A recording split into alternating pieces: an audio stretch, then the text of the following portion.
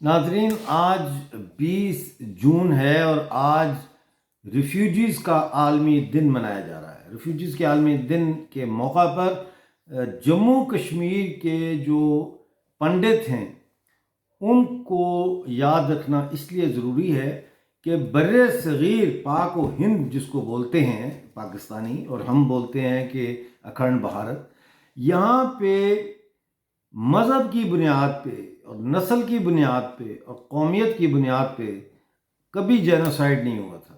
ये पहला मौका था कि 1990 में मोहम्मद अली जिन्नाह के बीजे हुए दो कौमी नज़रिए के बीज नफ़रत की एक ऐसी आग बन गए जिसकी लपेट में पूरा कश्मीर का पंडित डायस्पोरा, जो आज जिसे कहते हैं, वो आ गया।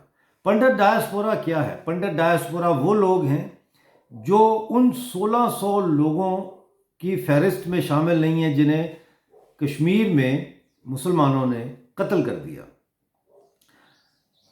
ये वो लोग हैं जो लाखों की तादाद में भारत और दूसरे देशों में बिखर गए हैं और इस बात का इंतज़ार करते हैं कि वो कौन सा दिन होगा जब वो अपने घर लौटेंगे। नाजरीन, ये जो एक्सोडस हुआ था, जेनोसाइड हुआ था, इसका जो फौरी फ़ायदा वहाँ के मुस्लिम जो थे उनको हुआ, जो इसमें इन्वॉल्व थे, उसका तखमीना आज की रकम में 26 अरब डॉलर बताया जाता है।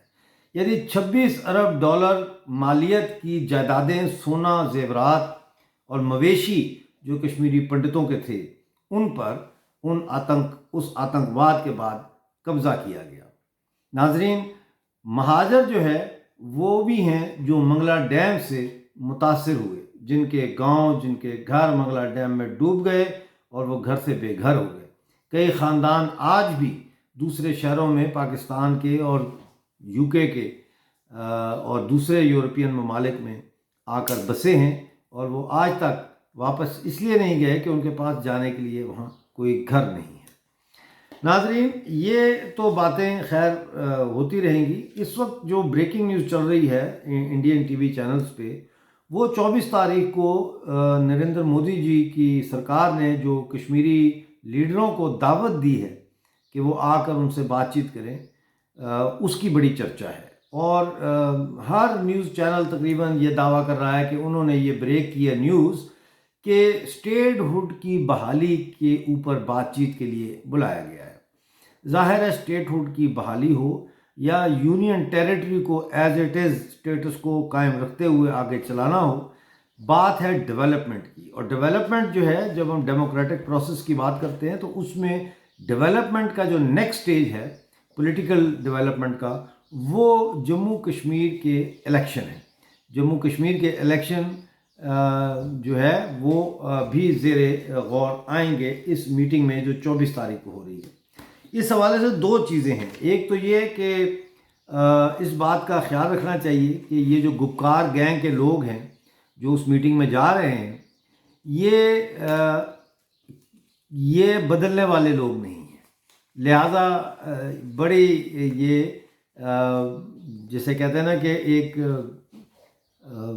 बड़ी ही एक ब्रेन की जो है ना एक्सरसाइज होगी दोनों तरफ से कि किसी तरह से कोई ऐसा कॉम्प्रोमाइज़ किया जा सके, कोई ऐसी बीच का रास्ता इख्तियार किया जा सके जो भारतीय सरकार के लिए भी काबिल कबूल हो और गुपकार गैंग भी जिस पर ज़्यादा सीख पा न हो। नाजरीन, इस वक्त जो सूरत हाल चल रही है उसमें ये भी कहा जा रहा है कि इन लोगों को जिन्होंने कश्मीर का बेड़ा गर्क किया, इनको बुलाकर भारतीय सरकार क्या साबित करना चाहती है।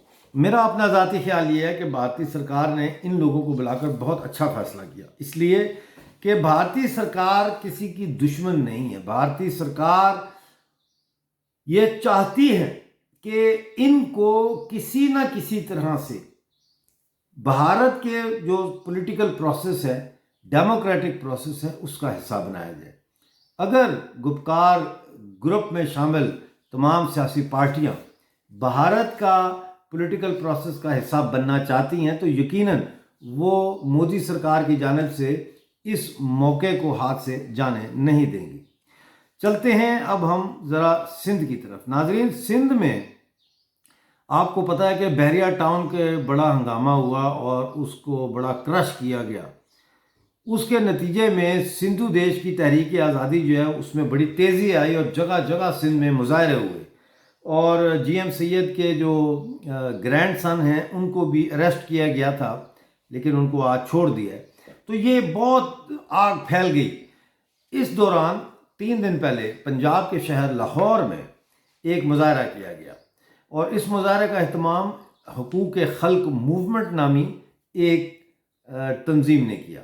انہوں نے دعویٰ کیا کہ ان کے ساتھ اس میں عورت مارچ اور ایک اور تنظیم بھی شامل ہے، حالانکہ یہ ایک ہی لوگ ہیں جنہوں نے تین تنظیموں میں ان کے ہی لوگ کام کر رہے ہیں۔ یہ تینوں تنظیمیں ایک ہی تنظیم، مرکزی طور پر ایک ہی تنظیم ہے۔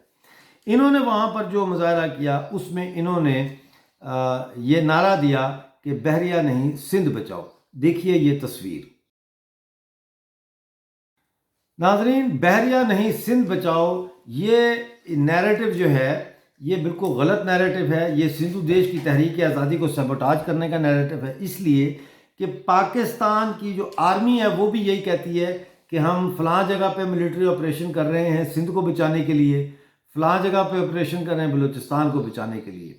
بات یہ ہے کہ اس دفعہ بائیں بازو کے اندر جو ایجنسیوں کے گھس بیٹھیے ہیں انہوں نے ان تنظیموں کے اندر جا کے ان کے جذبات کو استعمال کرتے ہوئے ایسے مظاہرے کیے جس میں یہ نعرہ لانچ کیا گیا کہ بحریہ نہیں سندھ بچاؤ، بجائے یہ نعرہ دینے کے کہ سندھو دیش کو آزاد کیا جائے اور سندھو دیش کی آزادی زندہ باد۔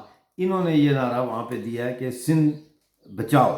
تو سندھ کو تو کوئی خطرہ نہیں ہے کہ سندھ کو بچایا جائے، سوائے اس کے کہ سندھ کو سب سے زیادہ خطرہ پاکستان کی فوج اور پاکستان کے قبضے سے ہے۔ اسی طرح ایک اور بینر میں آپ کو دکھاتا ہوں جو اس مظاہرے میں شامل تھا، دیکھیے۔ اس بینر میں آپ نے دیکھا ہے، میں نے انڈرلائن بھی کیا ہے کہ انہوں نے حکومت سندھ کے اوپر جو ہے الزام لگایا ہے اور اس کی مذمت کی ہے کہ بحریہ ٹاؤن کا واقعہ حکومت سندھ کی وجہ سے پیش آیا، جبکہ ہم جانتے ہیں کہ بحریہ ٹاؤن کا واقعہ حکومت سندھ کی وجہ سے نہیں بلکہ پاکستان کی فوج جو سندھ کی زمینوں پر قبضے کر رہی ہے اس کی وجہ سے یہ کرائسس پیدا ہوا ہے۔ لہٰذا انہوں نے پاکستانی فوج کا کہیں نام نہیں لیا اور کہیں اس کا ڈی ایچ اے یا جو ڈیفنس ہاؤسنگ سوسائٹیز بن رہی ہیں سندھیوں کی زمینوں پہ قبضے کر کے ان کا ذکر نہیں ہے۔ لہٰذا انہوں نے بڑی سمجھداری کے ساتھ جو ہے جو ان تنظیموں کے اندر جو ایجنسیوں کے لوگ ہیں انہوں نے اس کا نیریٹو جو ہے وہ تبدیل کیا اور اس کے بینر پہ حکومت سندھ لکھا بجائے پاک فوج لکھنے کے۔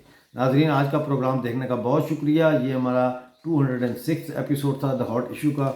اس کو شیئر کیجیے اور سبسکرائب کیجیے۔ Thank you.